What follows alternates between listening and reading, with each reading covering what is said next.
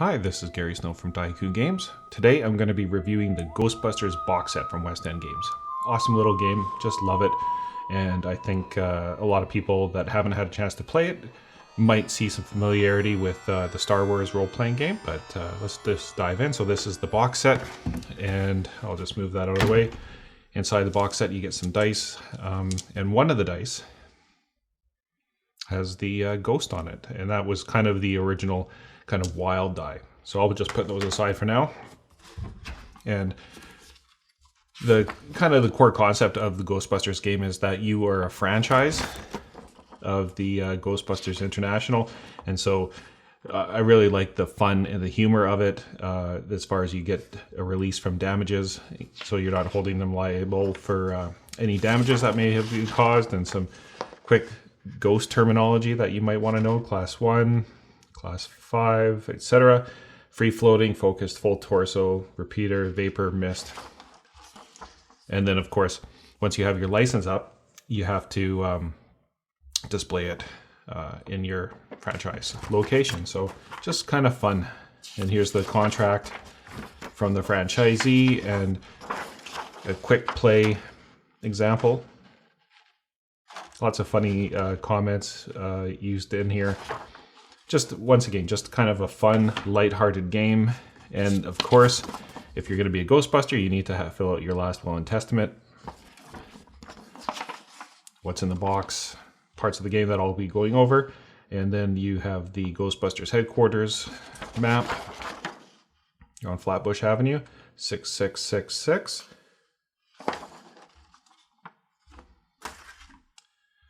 And then a form letter of acceptance of the franchise application from the Louis B. Tully, and a quick how to play.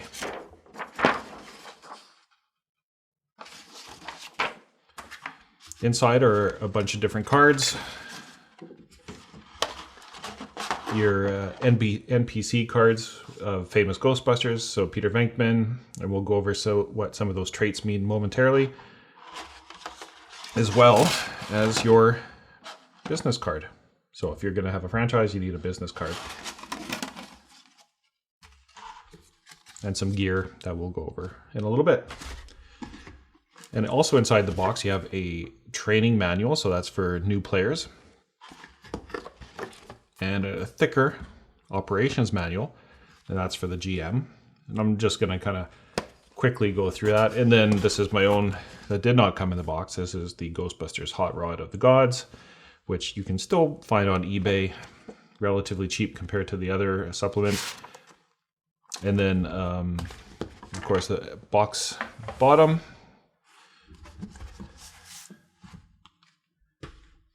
and we'll go through the training manual, which is probably the most relevant thing that is part of it. So congratulations, hey, you're a Ghostbuster. They got some nice screen captures from the film, and once again, always kind of tongue-in-cheek, lighthearted, how to become a Ghostbuster. So in the Ghostbuster realm, or the game, you have traits, which are essentially attributes, and there's 4 of them. The traits are in the sections of brains, muscle, moves, and cool. And so within each attribute or trait, you can pick one talent that is especially good. And then you see those in underneath the different sections. So to start your character out, you decide on 12 dice that you have, and it's the D6 system, which was made popular by Star Wars, but this is the very original D6 system that had been come up with.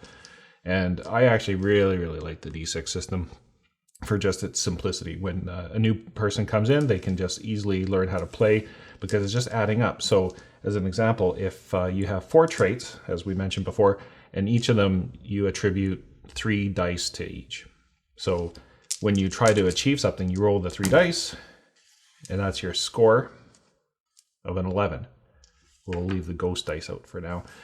So that's 11, and then there's a difficulty score that the Ghost Master or Game Master sets for the dice that you have to achieve to do something. So the lower the difficulty score, the easier it is. The higher the difficulty score, the more difficult it is. And generally speaking, 10 is about average. And with your traits, once again, you get 12 to start with. So you eventually spread those out so you can go as high as you want. I think there's a minimum. I can't recall off the top of my head. I think it's 1d that you can do. But as you go through, so if you have a talent of, in brains, if you have a talent of 3 brains, 3D brains, then you can add an extra trait, or sorry, talent underneath it. So if you wanted to choose accounting under your brains talent, you would get an extra 3D. So instead of just 3 dice, you would also get the additional one. And then it makes it obviously easier to achieve what you want to achieve as far as any actions in the game. The other big thing about a character is your brownie points that you get, and those are essentially like experience points, and they also help you in game. So the kind of more of a meta currency of if you want to do different things within the game that are beyond your die rolls, that you could re-roll or do extra actions. And then also you get brownie points for doing cool stuff. So if you're funny, you're playing your character well, you get brownie points. And I'll now bring out the character sheets just so you can kind of see Peter Venkman. So he has brains 2, muscles 2, moves 2, 3, and cool 6, obviously. And each one of those under the traits, he has a special talent: parapsychology, brawl, seduce, and bluff. And then his goal, each Ghostbuster has a goal, is sex. And there's serving humanity, money, soulless science. And that's essentially all you need to do to play this game, is have your traits, your talents, your goal, which is 1 of 4, and then you just keep track of your brownie points. And then you can essentially start the game from there. So different personal goals, as we talked about, Venkman was sex, wealth, fame, soulless science, serving humanity. And they really try to play up that whole, just getting into character and just having fun with this. It's not meant to be something that's crunchy. It's just supposed to get in there and be fun. And I've often thought about D6 being like a really nice system. The thing that when Star Wars started using it, and lots of people were really happy because it's a kind of a cinematic play of, or style of play with the mechanics.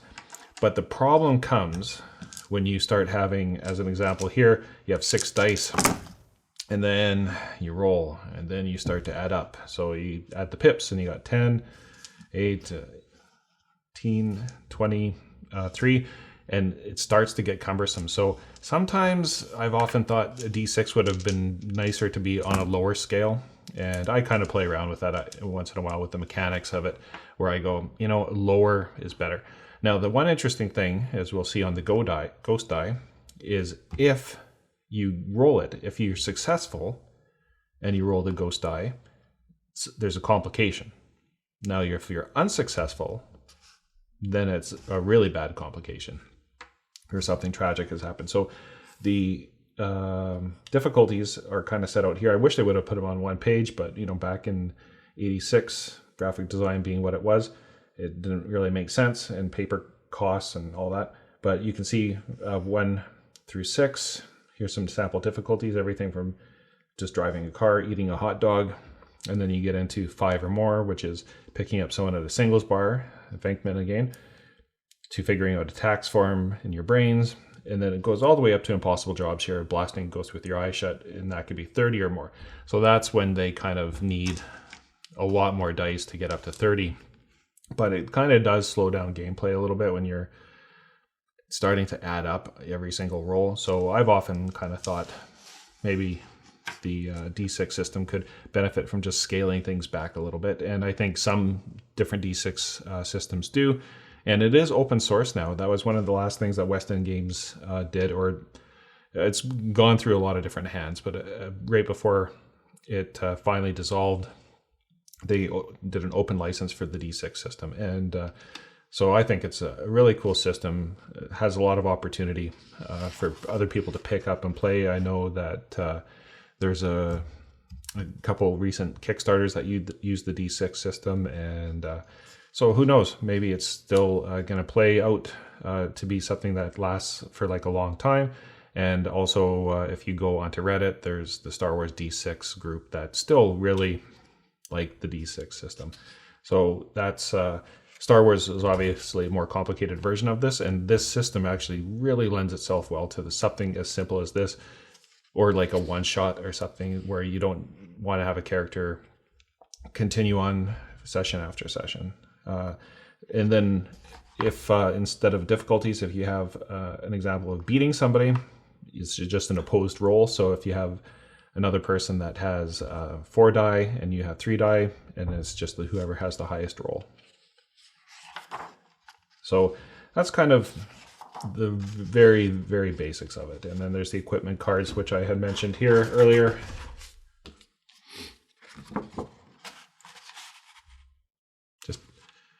And not a lot of detail. It's just, hey, you have this equipment, use it.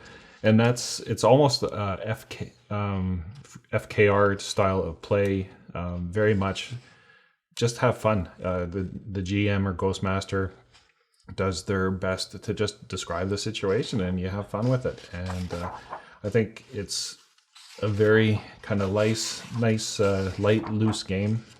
There's some more ID cards for you to print out. And then the operations manual, which is more of the GM manual, has more content so that you can actually really learn how to be a good Ghostmaster. And you have like lots of different ghosts in here, lots of different adventures. It's just a fun little game. So as you're watching the Ghostbusters movie that's coming out, think about it and maybe go try to find it. I know that there's a lot of kind of old scanned copies that you can kind of come across if you know where to look on the interwebs, and you can get the scanned PDF of it. Not that I'm condoning it, but you can find it out there. And then of course West End Games, I think they really did, they were like a very groundbreaking game design company in the 80s. They also did Paranoia, which does not use the D6 system. And I'll actually maybe do a review of Paranoia at some point in the future. And, West End Games and the people that made Ghostbusters, as I mentioned, Sandy Peterson from Call of Cthulhu fame, Lynn Willis and Greg Stafford. They, I think, Lynn and Greg are no longer with us, but Sandy still is. So Sandy, if you're watching this, great job on the Ghostbusters game. I think you and the team did a really good job, and it's just super fun, and I think everybody should check it out. And the D6 system, once again, I really enjoy it myself, and I think there's a future in it for me even. I think of using it and playing with it. So anyways, until next time, happy Ghostbusting.